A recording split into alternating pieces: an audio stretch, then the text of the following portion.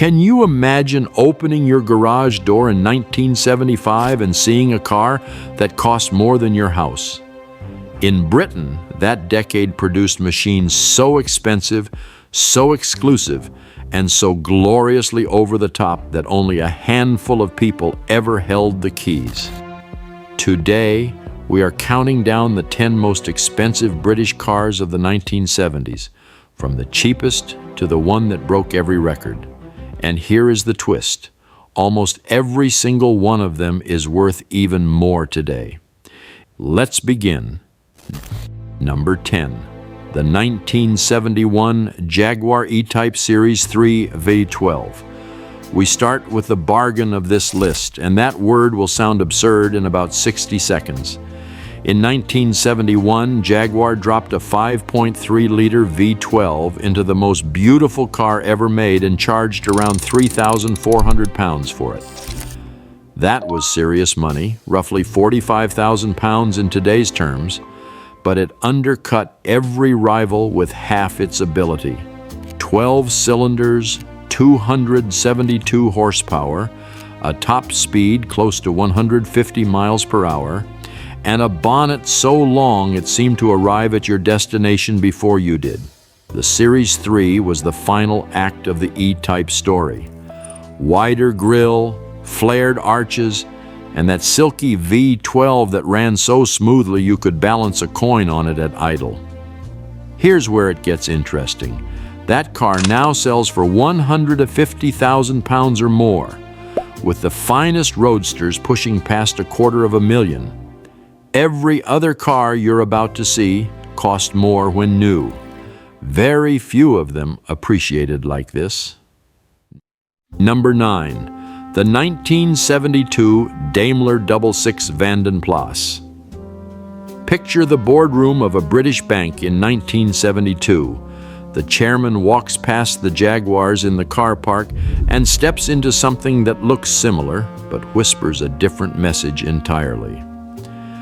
This is the Daimler 66 Vanden Plas, and at around 5,400 pounds, it cost more than a Jaguar XJ12 wearing nearly identical bodywork. That premium bought you hand-finished luxury from the Vanden Plas Coachworks. Deep pile carpets, individual rear seats, burr walnut picnic tables, and paintwork applied with the patience of a piano maker. Under the bonnet sat the same magnificent 5.3-liter V12, making this the most refined way to travel at 3-figure speeds in near total silence. Most people saw a Jaguar and moved on. The chairman knew. That was the point. Today, a well-kept example sells for 25,000 to 45,000 pounds, and values keep climbing as collectors rediscover how rare the genuine Vanden Plas cars really are. Number 8. The 1972 Jensen Interceptor 3. Some cars earn their name. The Interceptor sounds like it was designed to chase down aircraft, and honestly, it looks the part. Italian styling, by Touring of Milan, a vast wraparound glass hatch at the rear, and a 7.2-liter Chrysler V8 buried under that endless bonnet. At around 7,000 pounds in 1972, the Interceptor cost twice as much as an E-Type. What you got was 280 horsepower of effortless American muscle wrapped in a hand-built British body, with an interior full of leather toggle switches and cigar smoke atmosphere. Eric Morecambe owned one. So did Cliff Richard. This was the car of the British celebrity who found a Rolls-Royce too stuffy. The thirst was legendary. Drive it hard and you'd watch the fuel gauge move in real time. Today, that glamour has been rediscovered. Good Interceptors bring 50,000 to 90,000 pounds, and the rare FF version with four-wheel drive, years ahead of its time, can sail past 100,000. Number 7. The 1970 Bristol 411. You could be forgiven for never having seen one of these. Bristol built cars the way Savile Row builds suits, slowly, by hand, in tiny numbers, for customers who were interviewed before they were allowed to buy.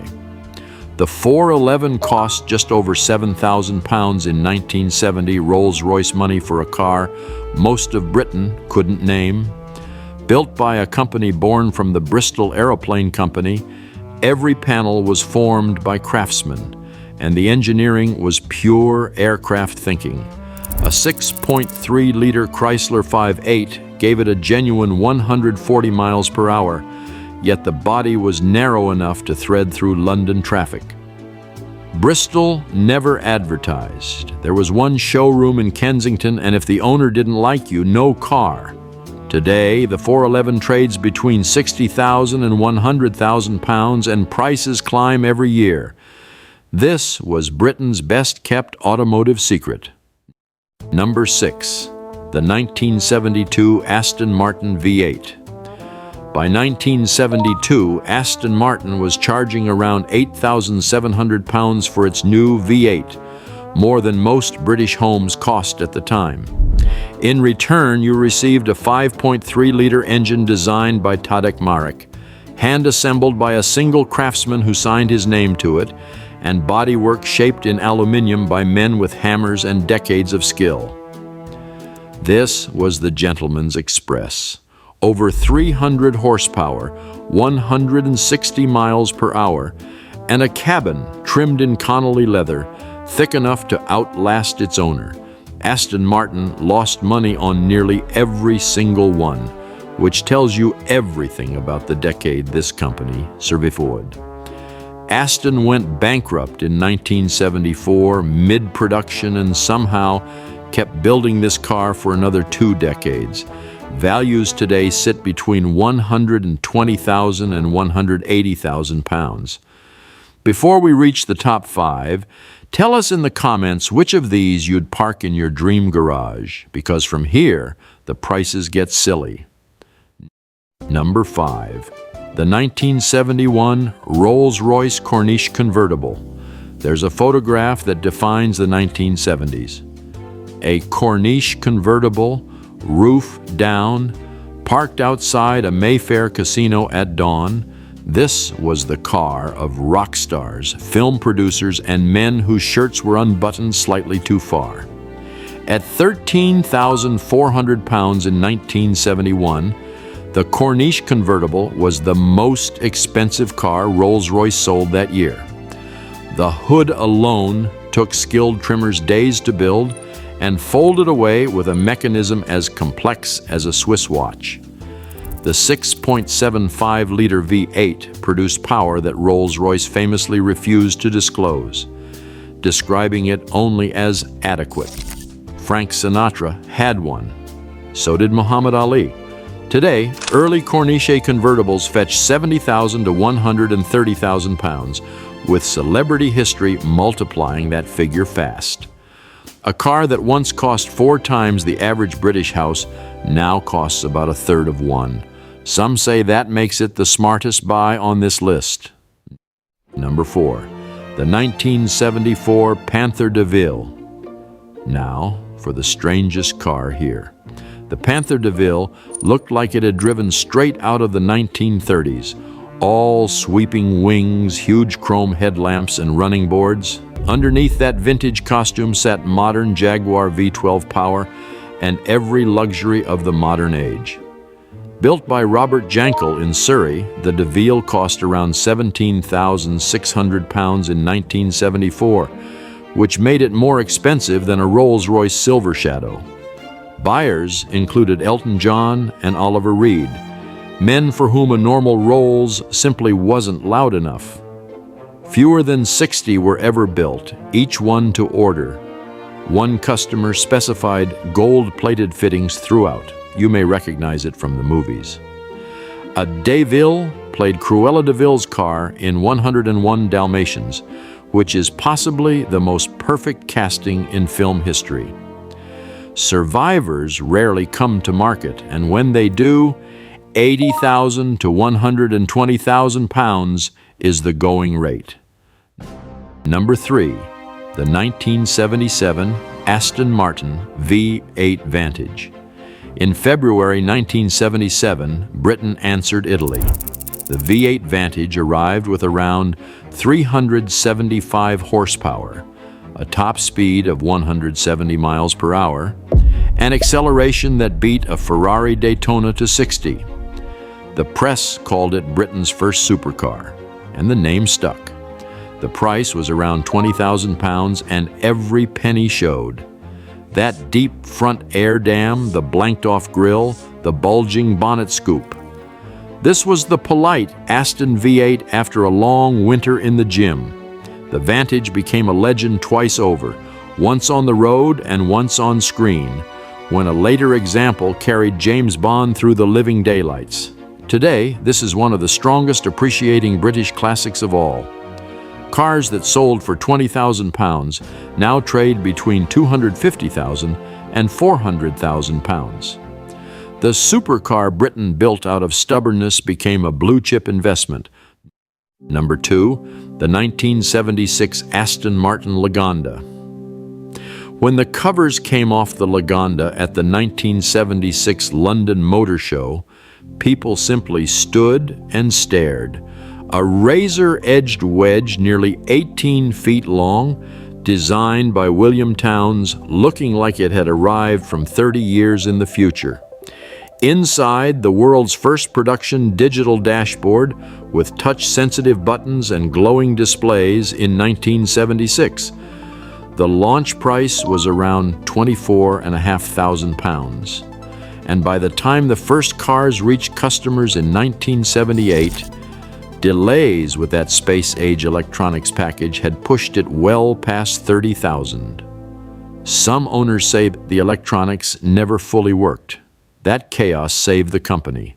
Deposits from wealthy buyers flooded in and kept Aston Martin alive through its darkest decade. Sheikhs and royalty queued for it. For years, the Lagonda was unloved. Those days are over. Values now run £80,000 to £150,000, and the world has finally caught up with William Townes. Number 1, the 1975 Rolls-Royce Camargue. Here it is. In March 1975, Rolls-Royce launched the Camargue at £29,250, and it was officially the most expensive production car in the world. That figure is close to £300,000 in today's money for a two-door coupe. The body was styled by Pininfarina, the first Rolls-Royce ever shaped by the Italians, and built by hand at Mulliner Park Ward in London. Each Camargue took 6 months to complete. Inside sat the world's first fully automatic split-level climate control and the widest seats Rolls-Royce had ever fitted. Only 531 were built in 11 years. Bing Crosby bought one. So did Frank Sinatra, naturally. And today, the Camargue sells for £50,000 to £90,000 more than it cost new, yet a fraction of its inflation-adjusted price.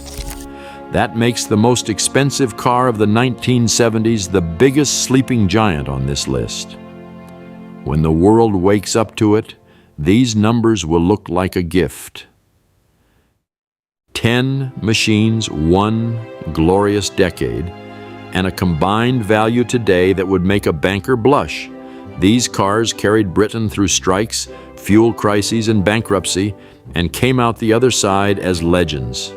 Now, it's your turn. Which of these would you drive home tonight? Drop your story in the comments because every memory keeps these cars alive. And if this took you back, you'll love our video on how the Range Rover was created by accident. That story starts with a sketch in the sand. I'll see you there.